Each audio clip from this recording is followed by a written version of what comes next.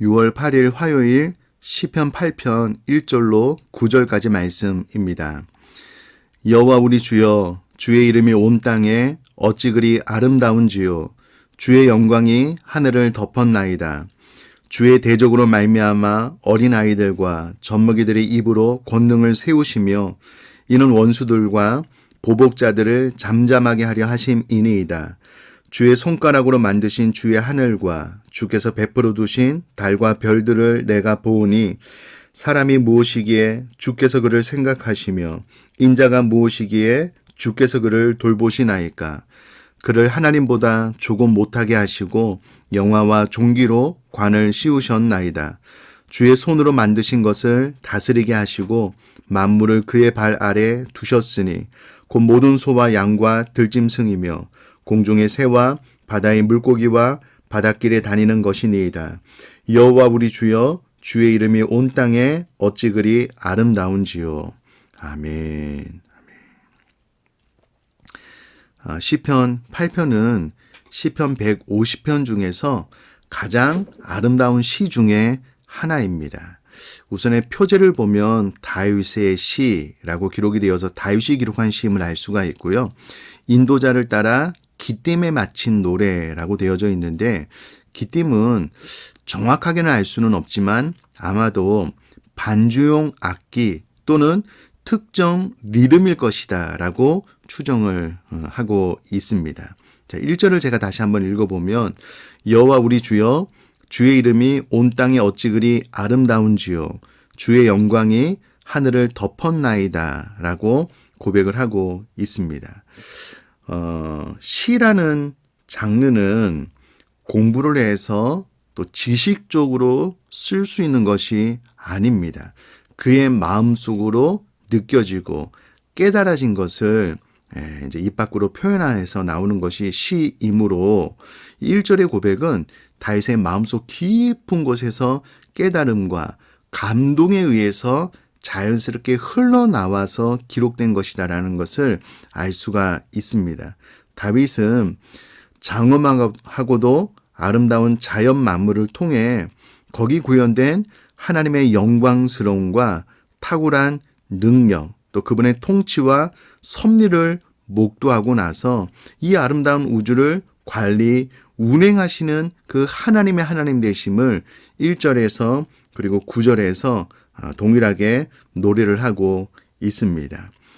계속해서 보면 2절은 우리 생명의 뒤에 해설이 잘 나와 있으니까 참조하시면 되겠고요.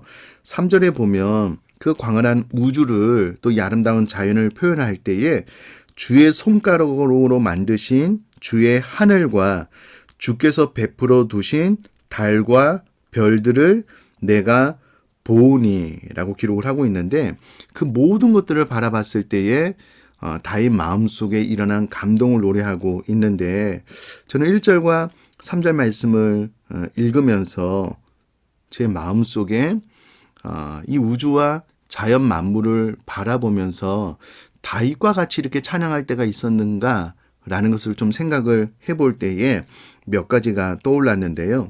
가장 먼저 생각난 것은 네팔 선교를 가서 그 사랑콧이라는 곳에서 그 일출, 해가 뜰 때에 그 아름다운 그 태양의 빛이 너무나 높은 히말라야 눈산을 비출 때에 그 아름다운 광경을 지금도 잊을 수가 없습니다.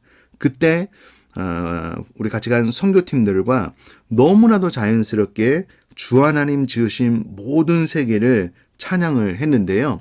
그냥 이 찬양이 저절로 흘러나왔다라는 표현이 딱 맞을 것 같습니다. 눈앞에 펼쳐진 너무나도 아름다운 광경을 바라볼 때에 주 하나님께서 이렇게 너무나도 아름다운 세상을 지으신 것을 찬양하지 아니할 수가 없더라고요. 아마 다윗도 그러지 않았을까라는 것을 또 그때를 회상하면서 좀 공감이 되었고요.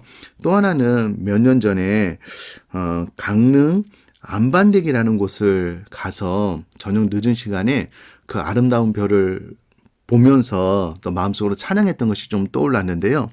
저는 우리나라에서도 저녁 시간에 그렇게 많은 아름다운 별을 볼 수 있는지 이 안반대기를 가기 전까지는 몰랐습니다. 근데 그 저녁에 너무나도 그 아름다운 별들이 수놓아진 그 모습을 보면서 동일하게 마음속으로 이 찬양이 흘러 나오더라고요. 뿐만 아니라 영상을 통해서 너무나도 아름다운 오로라, 또 그랜드 캐니언, 또 나이아가라 폭포 이런 자연 광경을 보면서도 와 정말 하나님께서 이 세상을 너무나도 아름답게 지으셔서 주의 영광이 온 우주를 자연을 하늘을 덮었다라는 이 1절과 3절의 고백이 그대로 공감이 되더라고요. 자, 그러면서 4절에 다윗은 사람이 무엇이기에 주께서 그를 생각하시며 인자가 무엇이기에 주께서 그를 돌보시나이까 라고 기록을 하고 있는데 표준 세번역에 보면은요 이렇게까지 생각하여 주시며 또 이렇게까지 돌보아 주십니까 라고 기록이 되어져 있는데 하나님께서 이 아름다운 세상을 창조하시고 하나님의 다스림과 통치가 너무나도 정확하게 이루어지고 그 안에 우리 사람이 살게 하심으로 인하여 하나님께서 사람을 이렇게까지 생각하여 주시는 것이 감사합니다 라고 4절에 다윗이 고백을 하고 있는데 저와 여러분들의 삶 가운데도 이 아름다운 자연을 보면서 하나님께서 우리 사람을 이렇게까지 생각하여 주셔서 감사합니다라는 이 4절의 고백이 매일같이 터져나올 수 있게 되기를 주님의 이름으로 축복합니다. 그러면서 5절에 그를 하나님보다 조금 못하게 하시고 영화와 종기로 관을 씌우셨나이다 라고 기록을 하고 있는데 이것은 다윗이 인간의 존엄성을 정확하게 인식하고 있다는 것을 알 수가 있습니다. 사람은 하나님의 형상대로 지어진 존재이기 때문에 하나님보다 조금 못하게 지어진 존재다 라고 고백을 하고 있고요. 이 말 안에 천사보다 또 이 세상의 그 어떠한 피조물보다 우리 사람을 탁월하게 창조하셨다라고 고백을 하고 있는데 다윗은 그 자신을 스스로를 이렇게 생각하고 있었다라는 겁니다. 그러므로 사랑하는 성도님들이 이 5절 말씀을 통하여 나는 나 스스로를 어떠한 존재로 생각하고 있는가 라는 질문을 한번 던져보시면 좋겠습니다. 행여라도 나 스스로를 무가치한 존재로 아무것도 아닌 존재로 생각하지 마시고 5절 말씀처럼 내가 하나님보다 조금 못하게 지어진 하나님의 형상대로 지어진 너무나도 탁월한 존재이구나 라고 다윗처럼 고백하고 생각하실 수 있게 되기를 주님의 이름으로 부탁드립니다. 더해서 6절 말씀에 보면 주의 손으로 만드신 것을 다스리게 하시고 만물을 그의 발 아래 두셨으니 라고 고백을 함으로써 다윗은 사람을 하나님의 대리 통치자로 세우셨다라는 것을 정확하게 알고 있었습니다. 주의 손으로 만드신 것을 사람을 통하여 다스리게 하셨다라고 기록을 하고 있습니다. 여기서 그 다스린다라는 것의 의미는 이 사물이 만들어진 목적 그대로 운영되게 한다, 살게 한다라는 의미가 있기 때문에 이 사람이 하나님의 대리 통치자로 이 세상을 다스릴 때는 하나님께서 창조하신 목적 그대로 살아갈 수 있도록 돕고 섬긴다라는 의미가 있고요. 그와 같은 사명을 저희 여러분들이 또 잘 살아나갈 수 있게 되기를 주님의 이름으로 축복합니다. 더하여서 9절 말씀 보니까 여호와여 여호와 우리 주여 주의 이름이 온 땅에 어찌 그리 아름다운지요. 1절과 또 9절에 수미 상관법으로 반복함으로써 자신의 감격을 효과적으로 찬양하고 있다는 것을 알 수가 있는데 저 우리 사랑하는 성도님의 삶 전체를 통해서도 이와 같이 늘 찬양이 하나님을 향한 노래가 끊어지지 않는 삶 살아나갈 수 있게 되기를 간절히 바라고 또 주님의 이름으로 축복합니다. 제가 한번 기도하겠습니다.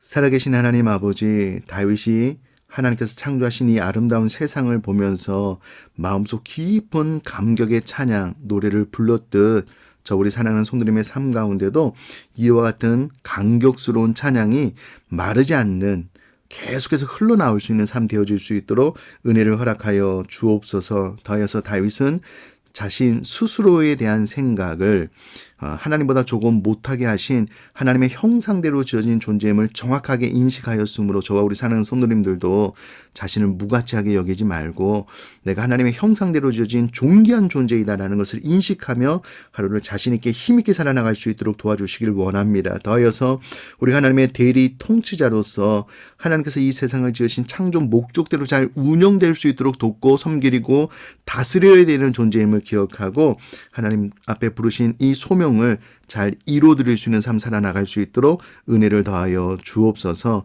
감사드리며 예수님의 이름으로 기도드립니다. 아멘.